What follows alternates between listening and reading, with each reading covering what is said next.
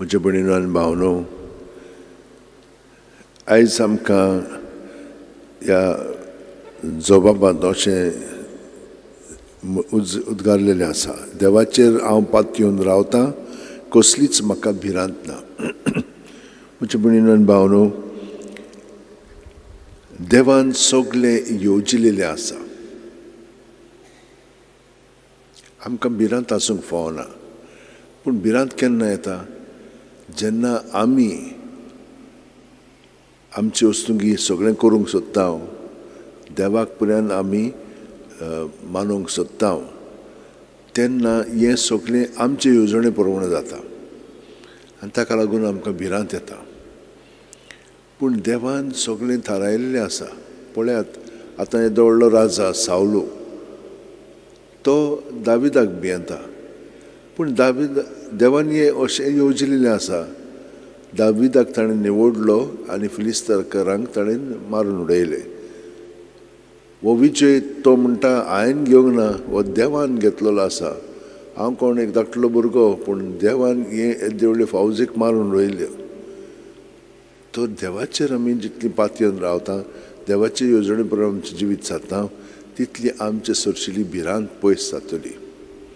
आनी आमचें जिवीत दिसा दिसपटे जियेता तेन्ना आमी कशे भाशेन जियोंक जाय, ताकाच एकवटोन तो सगळे सुवातेचेर आसा. आनी हे मेळे ओतमे पळय आसा ते आमकां आपल्या ताब्यांत करूंक सोदतात. ताका लागून जितले आमी जेजूच्या एकवटान रावतले, तितले आमी मागीर हे सगळे वस्तूंक फुडो कोत्तले जेजू सगळें. आनी तो आसलो की ना, आमकां कसलीच भिरांत ना. तर हे परी आमचें जिवीत सारच्याक आयज थावन आमी सगळे क्रिस्तांव आमचे भाव भयणां पासत मागता, आमचे मदें कितली भिरांत आहा, एकामेकाक आमी जळटा, तशें जावंक फावना. आमच्या मदेंच क्रिस्ताक आमी सगळे जाण ताका आमचो धनी म्हणून घेता, पूण आमची पद्दत जियोवपाची वेगळी आसता आनी ती पद्दत आमकां खूब फावटी मानना.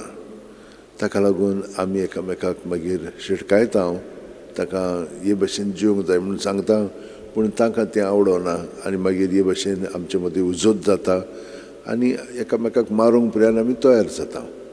आमी जाणो कशे भशेन क्रिस्तांव मदें अशें घडलेलें आसा आनी खूब फावटी आमच्या घराब्यांत पर्यंत तशें घडटा. एकामेकाक आमी जळटा, भियेता आनी हे भशेन आमचें जिवीत जाता. तें सारकें न्हय. तर आमी अदीक आनी अदीक जेजूच्या एकवटान रावया. देवाचे येवजणे प्रमाणे जें ताणें घडून हाडलेलें आसा ते प्रमाणे आमचें जिवीत आदारून जिवंक आमी मदत मागया. सगळीं जाण आमच्या हात अशें वटेन दवरया, दोळे बंद करया. प्रत्येक सुस्कारांत आमी जेजून बरोवन येता. जेजू सगळें आमचें जिवीत सगळें आसा तितलेंय ताचेच सगळें आमी दवरया.